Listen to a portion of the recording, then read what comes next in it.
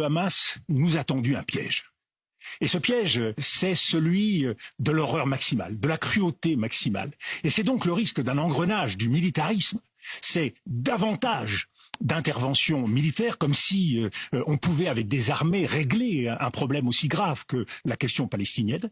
C'est un deuxième piège essentiel, c'est celui de l'occidentalisme. C'est que nous voilà réduits avec Israël sur ce socle occidental qui aujourd'hui est mis en cause par l'essentiel de la communauté internationale. C'est quoi l'occidentalisme? Eh bien, l'occidentalisme, c'est l'idée que l'Occident, qui a pendant 5 siècles géré les affaires du monde, va pouvoir tranquillement continuer à le faire. Et l'on voit bien, y compris dans les débats de la classe politique française, qui a l'idée qu'il faut, face à ce qui se passe actuellement au Moyen-Orient, poursuivre encore davantage le combat vers ce qui pourrait ressembler à une guerre de religion ou une guerre de civilisation, c'est-à-dire nous isoler sur la scène internationale encore plus.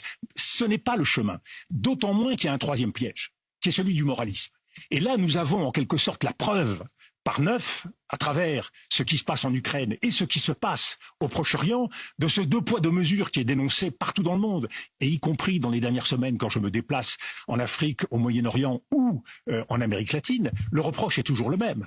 Mais regardez la façon dont les populations civiles sont traitées à Gaza. Vous dénoncez ce qui s'est passé en Ukraine, et vous êtes bien timide face au drame qui se joue à Gaza. Prenez le droit international, deuxième critique qui nous est faite par le Sud global. Le droit international, nous sanctionnons la Russie quand elle agresse l'Ukraine, nous sanctionnons la Russie quand elle ne respecte pas les résolutions des Nations Unies, et voilà 70 ans que les résolutions des Nations Unies sont votées en vain et que l'Israël ne les respecte pas. Mais est-ce que vous estimez qu'aujourd'hui les Occidentaux sont dans un péché d'orgueil? Apolline de Malherbe, les Occidentaux doivent ouvrir les yeux sur l'ampleur du drame historique qui se joue devant nous pour trouver les bonnes réponses. C'est quoi le drame historique?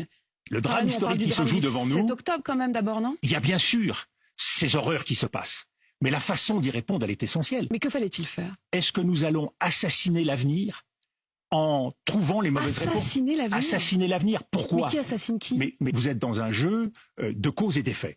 Dans la chaîne des causalités, face au tragique de l'histoire, on ne peut pas prendre cette grille d'analyse, tout simplement parce qu'on n'en sort pas. Quand on a compris qu'il y avait un piège, mesurons que derrière ce piège, il y a aussi une donne qui a changé au Moyen-Orient dans la question palestinienne. Cette donne, elle est profondément différente. La cause palestinienne, c'était une cause politique et laïque. Aujourd'hui, nous sommes devant une cause islamiste menée par le Hamas. Évidemment, ce type de cause est absolu et ne permet aucune forme de négociation. Du côté israélien, il y a eu aussi une évolution. Le sionisme, il a été laïque et politique, porté par Théodore Herzl à la fin du XIXe siècle. Il est devenu aujourd'hui très largement messianique, biblique. C'est-à-dire que là aussi, on ne veut pas transiger. Et tout ce que porte le gouvernement d'extrême droite israélien, continuant d'encourager la colonisation, évidemment n'arrange rien, y compris depuis le 7 octobre. Donc, dans ce contexte, mesurons que nous sommes déjà dans cette région devant un problème qui paraît profondément insoluble. À cela s'ajoute le durcissement des États sur le plan diplomatique, ce qui est en train de se passer. Regardez les déclarations du roi de Jordanie. Ce ne sont pas les mêmes qu'il y a 6 mois. Regardons les déclarations d'Erdogan en Turquie. Précisément, ce sont des déclarations extrêmement inquiétantes. Pourquoi? Parce que si la cause palestinienne, la question palestinienne n'a pas été mise sur le devant de la table, n'a pas été mise sur la scène, et si la plupart des jeunes aujourd'hui en Europe n'en ont souvent jamais entendu parler, elle reste pour les peuples arabes. Elle reste la mère des batailles. Tout ce chemin qui a été fait vers une tentative de stabilisation du Moyen-Orient, où on a pu croire effectivement... Mais la faute à qui? C'est là que j'ai un petit peu du mal à vous suivre. Mais Madame Apolline de Malherbe, moi je suis par formation diplomate. La question de la faute, elle sera traitée par les historiens et elle sera traitée par les philosophes. Mais vous ne pouvez pas rester comme ça dans une forme de neutralité, c'est difficile. Mais je ne suis pas dans la neutralité, je suis dans l'action. Je vous dis simplement que chaque jour qui passe, on peut faire en sorte que ce cycle effroyable, c'est pour ça que je parle de piège, et c'est pour ça qu'il est si important de savoir quelle réponse on va donner. Nous sommes aujourd'hui seuls face à l'histoire, et on ne traite pas ce nouveau monde, sachant qu'aujourd'hui, nous ne sommes plus en position de force. Nous ne sommes pas capables de gérer seuls, en gendarmes du monde, tout cela. Eh bien justement, qu'est-ce qu'il faut faire? C'est là où il est essentiel de ne se couper de personne sur la scène internationale. Y compris des Russes? Tout le monde. Je le tout dis, le monde. Il faut aller demander de l'aide. Si les Russes, mais je dis pas qu'il faut aller demander de l'aide aux Russes, je vous dis si les Russes peuvent apporter une contribution en faisant en sorte de calmer un certain nombre des factions de cette région, eh bien cela ira dans le bon sens. Mais comment on fait pour proportionner par rapport à la barbarie? C'est plus armée contre armée. Mais enfin, écoutez, Madame Apolline de Malherbe, les populations civiles qui sont en train de mourir à Gaza, elles n'existent pas. Alors parce que l'horreur a été commise, il faut que l'horreur soit commise de l'autre côté. Bien sûr que c'est. Est-ce qu'il faut faire? Mais je le fais. Mais non, c'est vous qui le faites. Non, c'est vous qui le faites. Moi, je ne vous dis pas que je renvoie dos à dos les fautes. Un peu quand même. Non, pas du tout. Pas du tout. J'essaye de prendre en compte ce que pense une grande partie de l'humanité. Il y a certes un objectif à mener et qui est réaliste, de faire en sorte d'éradiquer les dirigeants du Hamas, de ceux qui ont commis cette horreur-là, et de ne pas confondre les Palestiniens avec le Hamas. Ça, c'est un objectif réaliste. La deuxième chose donc, une réponse ciblée, qu'on définisse des objectifs politiques réalistes. Et la troisième chose, c'est une réponse couplée, parce qu'il n'y a pas d'usage de la force efficace sans stratégie politique. Nous ne sommes pas en 1973 ou en 1967. Il y a des choses qu'aucune armée au monde ne sait faire. C'est gagner dans un combat asymétrique contre les terroristes. La guerre contre le terrorisme n'a jamais été gagnée nulle part. Et elle enclenche au contraire des méfaits et des cycles et des engrenages extrêmement dramatiques. Si l'Amérique a perdu en Afghanistan, si l'Amérique a perdu en Irak, si nous avons perdu au Sahel, parce que à force de ne pas reconnaître la réalité des choses, eh bien nous sommes entraînés. Eh bien c'est parce que c'est un combat qui ne se mène pas de façon simple et que c'est pas avec un marteau qu'on frappe sur un clou et le problème est réglé.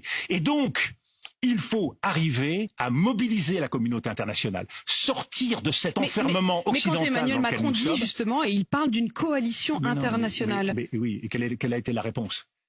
Bon, voilà. Il faut une perspective politique. Et là, c'est difficile parce que la solution à deux États, elle est sortie du logiciel politique et diplomatique israélien. Il faut qu'Israël comprenne que pour un pays qui a un territoire de 20 000 mètres carrés, qui a une population de 9 millions d'habitants et que vous faites face à 1,5 milliard de personnes, les peuples n'ont jamais oublié que la cause palestinienne et l'injustice qui est faite aux Palestiniens était une source de mobilisation considérable. Prenons en compte cette situation et je crois qu'il est essentiel d'aider Israël, d'accompagner, certains parlent d'imposer, je crois qu'il vaut mieux convaincre, d'avancer dans cette voie-là.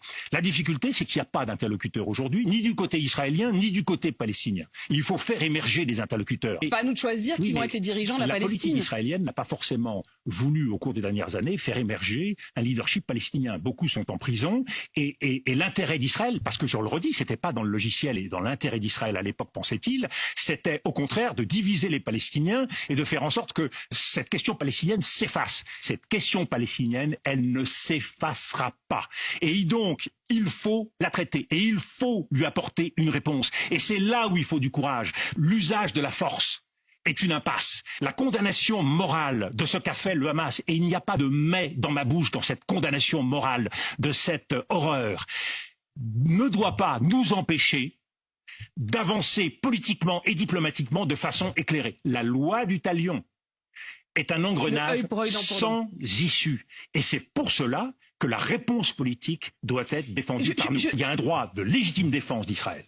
Mais ce droit ne peut pas être une vengeance indiscriminée. Et il ne peut y avoir de responsabilité collective du peuple palestinien pour les actions d'une minorité terroriste du Hamas. Quand vous rentrez dans ce cycle qui consiste à rechercher les fautes, la mémoire des uns s'oppose à la mémoire des autres, et certains opposeront à la mémoire d'Israël la mémoire de la Nakba, de la catastrophe de 1948, qui est une catastrophe que les Palestiniens vivent encore tous les jours. Donc, vous n'en sortez pas de ces cycles. Donc, nous devons avoir la force, bien sûr, de comprendre et de dénoncer ce qui s'est passé. Et de ce point de vue-là, il n'y a pas de doute sur la position qui est la nôtre. Mais nous devons avoir le courage. Mais c'est ça la diplomatie. La diplomatie, c'est d'être capable, au fond du tunnel, d'imaginer qu'une lumière est possible. Et c'est ça la ruse de l'histoire. Quand on est au fond du gouffre, il y a quelque chose qui se passe, qui peut permettre d'espérer.